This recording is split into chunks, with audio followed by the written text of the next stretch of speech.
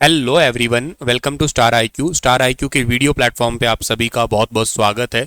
आज है 14 अक्टूबर और 14 अक्टूबर 2024 के हरियाणा करंट अफेयर इस पर्टिकुलर वीडियो में हम पढ़ने वाले हैं। आप सभी को बहुत बहुत नमस्कार।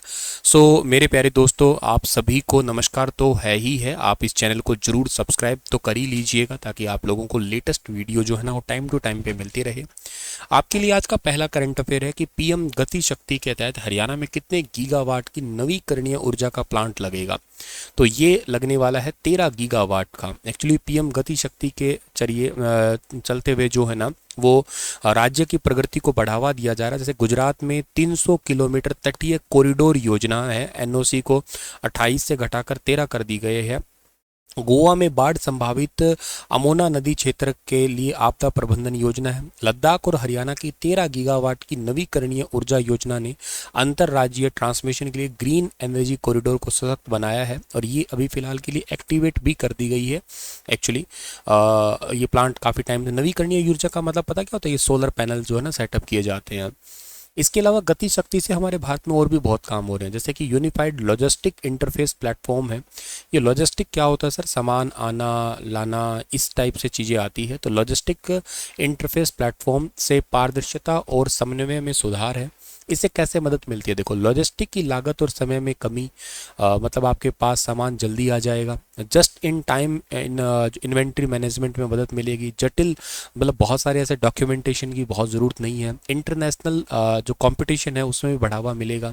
और वर्ल्ड लॉजिस्टिक 2023 की रैंक जो है ना काफ़ी सुधरी है। मतलब पहले 2014 में ये रैंक 54 हुआ करती थी, अब 2023 की रैंक लेटेस्ट देखा जाए तो 38वीं रैंक आ चुके हैं। और भारत में लॉजिस्टिक के मामले में गुजरात जो राज्य है ना वो टॉप पे है, सेकंड पोजीशन पे इसमें हरियाणा राज्य आता है। रेल कनेक्टिविटी में भी गति शक्ति से हमें बढ़ावा मिला है। जैसे फॉर एग्जांपल 3 राज्यों को जोड़ने वाली 173 किलोमीटर लंबी नई रेल लाइन है वो तैयार की गई है, जिसका नाम है पांडुरंगपुरम मलकानगिरी रेलवे है। इसके अलावा खनिज समृद्ध क्षेत्रों को सीधे दक्षिण भारत से जोड़ने का काम करेगी रेलवे लाइन। और बहुत ही बिजी विशाखापट्टनम रेलवे स्टेशन है उसको बाईपास करेगा ये। खनिज परिवहन की जो एफिशिएंसी है, मतलब मिनरल्स ट्रांसपोर्टेशन एफिशिएंसी, उसको सुधार किया जाएगा। गति शक्ति के चलते हुए इंडिया के अंदर जो है ना वो स्किल डेवलपमेंट भी हो रहा है। बच्चों को नए नए कोर्सेज है वो सिखाए जा रहे हैं, प्रैक्टिकल कोर्सेज सिखाए जा रहे हैं। और मेरा भी तुम्हें कहना है कि अगर आपको समय रहता है ना आप लोगों को, तो आप प्लीज़ कुछ समय निकाल के और ये स्किल वाले कोर्सेज है ना इनको ज़रूर आप लोग सीख लीजिएगा, कर लीजिएगा। ये काफ़ी ज़रूरी होते हैं। इससे आपके हुनर में लगातार बढ़ावा मिलेगा इन फ्यूचर के लिए। गवर्नमेंट जॉब ऐसा कुछ नहीं है कि आप केवल गवर्नमेंट पे ही आधारित रहें। आप मल्टीपल और सेक्टर में जा सकते हैं, पर अगर आपके पास स्किल होगी तो ही आप जो है ना उससे जुड़ सकते हैं। मतलब आप ठीक है, आप प्रिपरेशन करते रहिए, ठीक है, ऐसी बात नहीं है, पर बाकी समय आप घर में ऐसे खाली निकालें। इससे अच्छा है कि आप किसी भी स्किल कोर्सेज को आजू बाजू जो भी होंगे भाई, और ना सही तो आप स्टार्टिंग कंप्यूटर से कर सकते हैं, कंप्यूटर कोर्सेज कर सकते हैं, सीख सकते हैं। आप अगर गर्ल्स हैं, आपका अगर इंटरेस्ट सिलाई कढ़ाई बुनाई में है तो आप वो चीज़ सीख सकते हैं। पार्लर का चीज़ें जैसे हो गई है, बहुत सारी मल्टीपल स्किल है। किसी भी काम में शर्म नहीं है। आपका जहाँ इंटरेस्ट है वो काम स्किल सीखिएगा, खाली समय मत बिताइएगा, अपना डे यूटिलाइज करिएगा। इससे ये होता है कि तो घर में सामंजस्य बना रहता है परिवार वालों के साथ में। सारा दिन आप घर में रहेंगे तो प्रॉपर आजकल सामंजस्य बनता नहीं है। जहाँ पे इश्यूज बहुत ज़्यादा हो जाते हैं, कहते हैं कि एक दूसरे को समझते नहीं हैं, ये वो है, मनमुटाव लड़ाई झगड़े वगैरह बहुत सारी चीज़ें होती है। हर परिवार घर घर की कहानियाँ होती है। इससे चाहे आप बिजी रहें तो ज़्यादा बेटर रहेगा। तो लड़का हो चाहे लड़की हो, किसी न किसी काम में इन्वॉल्व रहे, एक ही चीज़ पे 100% डिपेंड ना रहे। प्लान ए तो आपका है ही है, प्लान बी सी डी ये जरूर बनाए रखें। ज़माना ऐसा ही है, फास्ट फॉरवर्ड ज़माना है। इन फ्यूचर के लिए अगर हुनर है तो ही कदर रहेगी। अगर जहाँ जहाँ कहीं पे भी स्किल में दिक्कत हो गई ना तो वहाँ आप बहुत पीछे रह जाओगे। और फिर सिवा रिग्रेट के कुछ नहीं रहेगा कि काश हमें कोई उस समय बता देता। तो मैं आज आपको एज अ मेंटर बता रहा हूँ, ठीक है ना। और कभी थोड़ी बहुत कहीं प्रॉब्लम आती है तो आप ऐसे व्हाट्सअप नंबर पे मैसेज करके भी ऐसी चीज़ों की सलाह भी ले सकते हैं, पूछ भी सकते हैं। जेन्युइन मतलब एक दोस्त के नाते, ऐसा नहीं कि मैं आपका मेंटर हूँ, मैं आपका दोस्त भी हूँ। तो एज अ फ्रेंड हम ऐसे मतलब कम्युनिकेशन गैप ना रखें आज के ज़माने में। सो ठीक है, इस चीज़ को भी आप एक सहारे में रखिएगा। कंपटीशन एग्ज़ाम की प्रिपरेशन करते रहिएगा लगातार, उसको नहीं छोड़ना है आपको। लेकिन के साथ साथ पैरेलली आपको चीज़ें थोड़ा अपने माइंड की जो स्किल्स है ना उसको बढ़ावा भी देना चाहिए। हरियाणा के किस यूनिवर्सिटी के वैज्ञानिकों ने variable disaster emergency communication device को विकसित किया है? तो अभी रिसेंटली जो है ना जीजेयू यूनिवर्सिटी है, गुरु Jambheshwar university of science and technology, इसको जो है ना मतलब डिजास्टर इमरजेंसी कम्युनिकेशन डिवाइस को विकसित करने का अभी काम किया है। बहुत इंपॉर्टेंट है ये काम। इस यूनिवर्सिटी के वीसी का नाम क्या है? प्रोफेसर नरसीराम बिश्नोई है। इस यूनिवर्सिटी ने इमरजेंसी स्थिति में काम करने वाले लोगों को सुरक्षा देने के लिए variable disaster emergency communication device विकसित किया है। इससे मनुष्य की जान का जोखिम कम होगा। वैज्ञानिकों ने विकसित करके इसका मतलब है कि इसको पहन लिया जाएगा और पहनने के बाद में जो है ना जहाँ जहाँ पे काम लगे हुए हैं और वहाँ पे अगर डिजास्टर कुछ ऐसा नुकसान होने वाला है उसका पहले से अलर्ट हो जाएगा ताकि इंसान जो है ना बच सके। सो ये इंपॉर्टेंट है, याद रखना। जीजेयू यूनिवर्सिटी की चर्चा वैसे भी काफ़ी हो रही है, इस साल में तो काफ़ी खासी हो रही है। इस यूनिवर्सिटी की स्थापना वैसे कब हुई थी? 20 अक्टूबर 1995 को इस यूनिवर्सिटी की स्थापना हुई थी। इस यूनिवर्सिटी के वीसी का नाम क्या है? प्रोफेसर नरसीराम बिश्नोई है। इस यूनिवर्सिटी को हरियाणा की मोस्ट सस्टेनेबल यूनिवर्सिटी का टैग भी मिला है।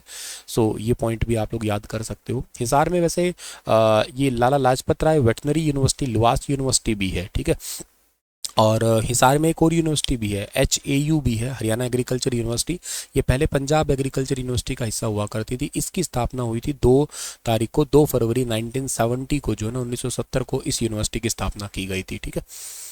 नेक्स्ट हमारा सवाल आता है कि साइबर अपराध नियंत्रण को लेकर देश भर में बेहतर काम करने पर हरियाणा पुलिस के किस अधिकारी को सम्मानित किया गया है? तो ये अधिकारी है शत्रुजीत कपूर। एक्चुअली हरियाणा पुलिस के DGP है, डायरेक्टर जनरल ऑफ पुलिस है हरियाणा पुलिस के। और शत्रुजीत कपूर जी जो है ना इनको सम्मानित किया गया है साइबर क्राइम के लिए। सर ये साइबर क्राइम को रोकना क्या होता है? पहले साइबर क्या होता है देखो, एक वर्ड है आपका साइबर। साइबर का मतलब होता है ICT, ICT का मतलब होता है इंटरनेट इंफॉर्मेशन कम्युनिकेशन टेक्नोलॉजी के नाम से जानते हैं। तो इंटरनेट के ऊपर इंफॉर्मेशन को कन्वे करना one end to another end, यही साइबर है। और साइबर पे फिर क्राइम क्या होता है? जब आप एक एंड से ट्रांसमीटर से रिसीवर के ऊपर जब भी कोई डेटा भेज रहे हैं तो बीच में कोई जो है ना डेटा को स्निफ कर लेता है। स्निफ करना मतलब चुरा लेना, स्निफिंग टेक्निक के थ्रू कोई भी वो मलिशियस एक्टिविटी हो सकती है, उसके थ्रू आपका डेटा चोरी कर लेगा। हो सकता है आपको हैक कर ले वो, हो सकता है फिशिंग स्कैम करे, आपको कोई वेबसाइट का क्लोन, फेक वेबसाइट आपके पास भेज दे। ऐसे बहुत सारे टोरजन के थ्रू हो सकता है वो हो सकता है देश भर में, जैसे वाना क्राई बहुत फैला था, बैड रैबिट बहुत फैला था। ऐसे कई सारे तरीकों से आपके पास एक्टिविटी हो सकता है। आपका अकाउंट फ्रॉड कर ले, आपको गलत, आपको धोखे में डाल के आपसे पैसे ले ले। तो इन चीज़ों को रोकने के मामले में देश भर में सबसे बेहतरीन काम किया है हरियाणा पुलिस ने, और इसी करके शत्रुजीत कपूर जी को जो है ना सम्मानित किया गया है इसी के लिए ही।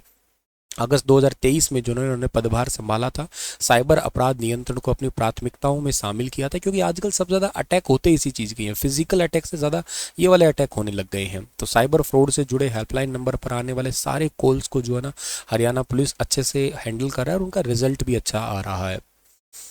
हाल ही में किस समूह ने हरियाणा में बढ़ते पर्यावरण संकट के जवाब में हरियाणा हरित घोषणा पत्र साल 2024 के विकास की पहल की है?